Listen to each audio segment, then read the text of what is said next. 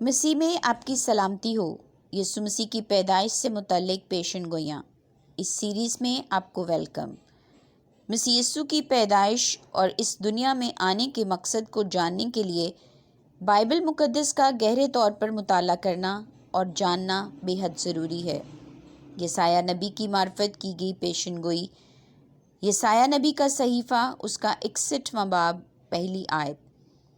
خداوند خدا کی روح مجھ پر ہے، کیونکہ اس نے مجھے مسح کیا تاکہ حلیموں کو خوشخبری سناؤں۔ اس نے مجھے بھیجا ہے کہ شکستہ دلوں کو تسلی دوں، قیدیوں کے لیے رہائی اور اسیروں کے لیے آزادی کا اعلان کروں۔ اس پیشن گوئی کی تکمیل لوکا کی معرفت لکھی گئی انجیل مقدس، اس کا 4واں باب، 16ویں آیت سے 19ویں آیت تک۔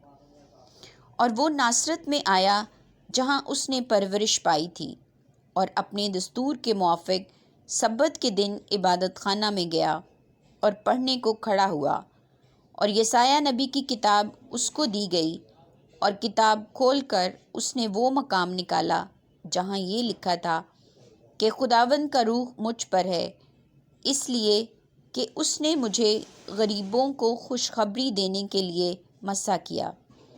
اس نے مجھے بھیجا ہے کہ قیدیوں کو رہائی اور اندھوں کو بینائی پانے کی خبر سناؤں، کچلے ہوئوں کو آزاد کروں، اور خداوند کے سال مقبول کی منادی کروں۔